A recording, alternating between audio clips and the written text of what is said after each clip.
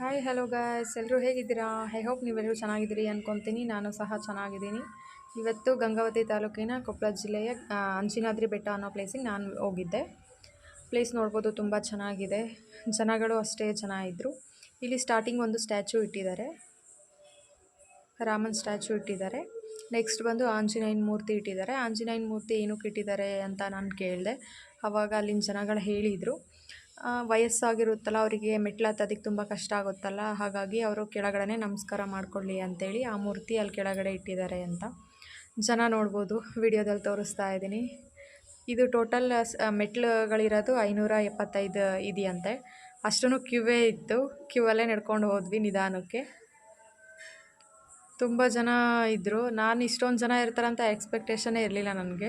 ಇನ್ನು ಶ್ರಾವಣ ಅಲ್ಲ, ಸ್ವಲ್ಪ ಜಾಸ್ತಿ ಇರ್ತಾರೆ ಅಂದ್ಕೊಂಡೆ. ಇಲ್ಲಿ ಬಂದರೆ ನಾವು ಮೇಲೆ ಹೋಗಿ ದರ್ಶನ ಮಾಡ್ತೀನಿ ಅನ್ನೋದೇ ಡೌಟ್ ಆಯಿತು.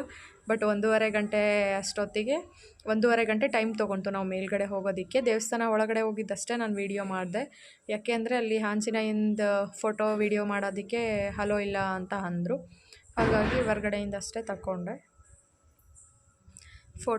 ಫೋಟೋಶೂಟ್ಸ್, ವೆಡ್ಡಿಂಗ್ ಫೋಟೋಶೂಟ್ಸ್ ಎಲ್ಲ ನಡೀತಾ ಇತ್ತು. ನಾವು ದರ್ಶನ ಮುಗಿಸ್ಕೊಂಡು ಬಂದ ತಕ್ಷಣವೇ ಮಳೆ ಸ್ಟಾರ್ಟ್ ಆಯಿತು. ಇಲ್ಲಿ ಪ್ರಸಾದಕ್ಕೆ ಬಿಸಿಬೇಳೆ ಬಾತ್ ಕೊಟ್ಟಿದ್ದರು. ಈ ಬಿಸಿಬೇಳೆ ಬಾತ್ ಕೊಟ್ಟಿರೋದು ನನಗೆ ಎಷ್ಟು ಖುಷಿ ಆಯಿತು ಅಂತಂದರೆ, ಅದು ಎಷ್ಟು ಜನ ಬಂದಿದ್ರೋ ಅಷ್ಟು ಜನಕ್ಕೂ ಆ ಪ್ರಸಾದ ಸಿಕ್ತು. ಹಾಗಾಗಿ ನಂಗೆ ತುಂಬ ಖುಷಿ ಆಯಿತು. ಕೆಲವೊಂದು ದೇವಸ್ಥಾನಗಳಲ್ಲಿ ಪ್ರಸಾದ ಖಾಲಿ ಆಯಿತು ಅಂದ್ಬಿಡ್ತಾರೆ. ಇಲ್ಲಿ ಪ್ರತಿಯೊಬ್ಬರಿಗೂ ಪ್ರಸಾದ ಸಿಕ್ತು. ಅದಕ್ಕೆ ನಂಗೆ ತುಂಬ ಖುಷಿ ಆಯಿತು. ನಾವು ದರ್ಶನ ಎಲ್ಲ ಮುಗಿಸ್ಕೊಂಡು ಹೊರಗಡೆ ಬಂದು ಫೋಟೋ ಎಲ್ಲ ತಗೊಳ್ತಾ ಇದ್ವಿ. ಮಳೆ ಸ್ಟಾರ್ಟ್ ಆಯಿತು, ಫುಲ್ಲು ಜೋರಾಯಿತು.